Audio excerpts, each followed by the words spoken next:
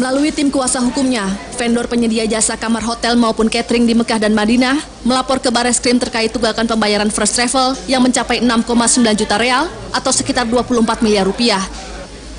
Laporan ini juga disertai dengan beberapa barang bukti dokumen pembayaran terakhir maupun berkas kerjasama antara First Travel dengan vendor. Tim kuasa menyebutkan kliennya sudah bekerja sama dengan First Travel sejak Februari 2015. Sebelum menandatangani kontrak, pembayaran kamar hotel berjalan lancar. Akan tetapi memasuki bulan Maret 2017, masalah muncul karena pihak First Travel mulai menunggak. Yang dilakukan oleh Direktur First Travel, karena pada awalnya sebelum mengadakan kontrak mengatakan bahwa pembayaran atas kamar hotel akan lancar karena uang-uang yang akan digunakan untuk membayar kamar hotel tersebut sudah berada di rekening First Travel. Memang pada awalnya sampai awal tahun 2017 itu lancar tanpa ada tunggakan sama sekali. Tetapi begitu bulan Maret tahun 2017 itu tunggakan kian banyak. Pada akhirnya per 7 Juli tahun 2017 tunggakannya masih 24 miliar rupiah. Itu aja. Berapa kamar Pak? Sudah berapa sih Pak untuk kerjasamanya sendiri Pak? Kenapa? Tunggakan apa aja? Tunggakan untuk pembayaran kamar dan catering. Vendor penyedia jasa hotel dan catering di Mekah ini berusaha menghubungi First Travel namun sering menghindar. Bahkan vendor sempat datang ke Jakarta dengan menyambangi kantor maupun rumah milik First Travel pada akhir bulan puasa lalu. Hingga kini vendor baru menerima pembayaran terakhir sekitar 16 juta real. Pembayaran dilakukan awal tahun 2017. Indah Pane, Bayu Pamungkas, JAK TV. Ya, saya ke Pak Pujo ini ya, karena begitu banyak ini korbannya, belum lagi hutang-hutang juga, sementara entah berapa uang yang akan berhasil disita itu. Ya. Kalau hutangnya saja 24 miliar, ini hutangnya dulu diselesaikan atau dikembalikan dulu ke korban atau jamaah uangnya hasil sitaannya nanti? Jadi polisi tidak mengurus masalah hutang piutang. Itu harus yang jadi. Tapi dilaporkan juga ya, hutang piutang ini. Ya, ini masalah lain lagi. Nanti masalah yang akan dilaporkan oleh pelaku, kan begitu. Ini adalah masalah haji, masalah umroh dari First Travel. Nanti perkara yang berbeda, masalah hutang piutang, kan begitu. Kalau hutang piutang ini muatannya bisa terjadi ada pidana, bisa perdata, kan hutang piutang, kan begitu. Kemudian mengenai masalah tadi dari Mbak Rama, masalah aset ya, tentu saja ini barang yang tidak gampang ya, tidak gampang. Pengalaman tadi Bang Edi ya sampaikan dulu berbagai kasus. Tapi ini kita harapkan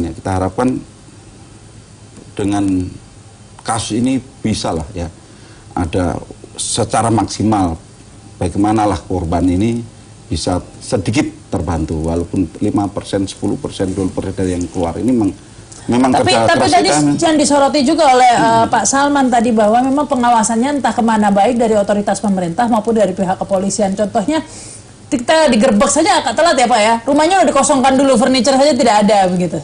Ini kok kayaknya seperti telat juga begitu Pak ya, ketika pelaku ini sudah membereskan, menyembunyikan semua barang-barangnya atau aset-asetnya. Kalau polisi bekerja, ini kalau ada laporan begitu, laporan khususnya menyangkut ini kan. Tapi ini kan bukan delik aduan Pak nih ya, mestinya. Bukan, ini masalah tidak seperti ini. Ini masalah yang berada pada domain daripada departemen lain, di mana dia memiliki izin resmi, kan begitu. Di dalam departemen lain itu ada inspektorat, ada bagian pengawasan, ada check and balance dan lain-lain, di mana itu yang memiliki kewenangan untuk mengawasi semua yang ada di sini. Badan-badan atau lembaga-lembaga yang melakukan mengirim jamaah umroh maupun haji ini. Nah, ini yang diawasi. Jadi selama belum ada melaporkan, khususnya baik otoritas di kementerian maupun orang yang dirugikan, berarti ini kan lancar nih Pak. Iya. Belum ada yang dirugikan, bagaimana kita mau masuk kalau belum ada yang merasa dirugikan. Baik, begitu. Ini mungkin ke Pak Edi ya, sebenarnya pengawasannya seperti apa ya, terutama bagi masyarakat. Karena sudah sekian lama praktek begitu dengan modus-modus mencurigakan, dengan kehidupan mewahnya, giliran artis beli mobil mewah saja pajak langsung mengawasi begitu ya Pak. Ini kok tidak ada yang mengawasi praktek-praktek ganjil? Sebetulnya yang harus mengawasi itu Kementerian Agama. Jadi Kementerian Agama saat orang meminta izin tentang pengurusan haji dan umroh, ini harus sudah diawasi di situ. Sudah harus ada istilahnya kita itu pengawasan yang sifatnya melekat. Karena apa? Karena yang mengeluarkan izin itu Kementerian Agama. Kemudian yang sudah travel yang sudah diterbitkan oleh Kementerian Agama itu banyak sekali. Pada umumnya tidak terkontrol. Mohon maaf, saya juga sudah pernah naik haji, sudah pernah umroh. Kelihatannya itu banyak tidak beres pengurusan dari travel yang sudah diterbitkan ini. Nah, dalam kaitan ini ada yang memberikan izin berkaitan dengan uang, ada OJK. Kemudian sebetulnya Polri juga harus mengawasi di lapangan terhadap hal-hal seperti ini. Jangan sampai kasus-kasus seperti ini sebetulnya terbesar, membesar.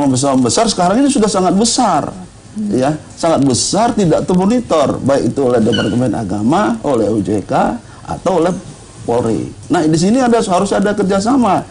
Sehingga tidak menunggu laporan saja ya Pak sehingga ya. Kalau ada ini bisa kerjasama. dicegah, karena seperti contoh tadi ongkos yang ditawarkan oleh mereka terhadap para peserta haji dan umroh ini, kan ada udah kita gambarkan, ada konsep jual rugi. Bagaimana mungkin ya ongkos yang standar orang umroh atau naik haji itu 22 juta, tapi pelaksanaannya sekarang disebar kepada masyarakat, ada ongkos murah 14. Nah ini kalau tercium harusnya cepat dicegah. Yang missing ya, tidak diawasi. Tapi saya ke Pak Salman, memang kalau transaksinya itu tidak menggunakan jasa perbankan sulit terlacak memang ya Pak ya, kecuali membeli aset mungkin itu bisa dilacak. Tapi kalau sudah tahu caranya itu memang sulit. Tetapi kan First Travel ini punya banyak rekening, dan salah satu rekening yang dibuka oleh polisi tinggal 1,3 juta itu sebelumnya berapa Pak dari PPATK? Begini. Dan mengalir kemana begitu, nggak tahu nggak tidak? Ya, PPATK seharusnya tahu ya sepanjang itu dalam sistem ya. Bukan hanya dari sektor perbankan, tapi dari penyedia barang jasa, misalnya dia beli properti, dia beli kendaraan bermotor, itu bisa terlacak layar, itu bisa bisa terlacak. Nah, jadi mengenai besaran ya kami sudah memang ada menemukan ya. Namun ini belum bisa diungkapkan ya. Pertama karena kalau terlalu cepat itu nanti kita pada kemungkinan nanti harta kekayaan itu bisa nanti dihilangkan, masih ada kesempatan dihilangkan. Yang kedua, kami masih terus berproses ya. Ini belum selesai, walaupun nanti hasilnya sudah kami serahkan, tapi proses penelusuran oleh kami masih tetap dilakukan. Sebelumnya ada dari PPATK mengatakan triliunan seperti itu ya Pak ya? Mungkin saya nggak menyebutkan seperti itu, nggak bisa menyebutkan ya. Tapi memang ada. Besarnya mungkin nanti kita serahkan kepada penyidik yang lebih berwenang untuk mendapatkan hasil. Sebenarnya berapa sih Pak? Karena kalau penyidik sebelumnya ada 500M, 800M, ada yang bilang 35.000 jamaah, ada yang bilang 70.000, yang angka yang pastinya berapa sih Pak? Nah, jadi kalau kita yang bisa kita melakukan ya adalah estimasi kerugian kasar. Karena ini belum dilakukan appraisal penilaian oleh lembaga resmi. Kan begitu. Jadi jumlah yang setor tetapi tidak berangkat itu adalah 58.682 kali ya. 14.300.000. Jadi 839.152 juta 839 ya, lebih miliar 150.600.000. Kemudian dikurangi charter pesawat ya, rata-rata pesawat tambah 2 juta, yang kan tambahan itu adalah 9.547. Oh, yang dimintai tambahan itu ya Pak ya? Kemudian sehingga totalnya adalah estimasi kerugian adalah 848.700.000 sampai 850M ya begitu ya. Begitu. Kita harus break dulu, kita lanjutkan lagi pemirsa, kami segera kembali setelah pesan-pesan berikut ini.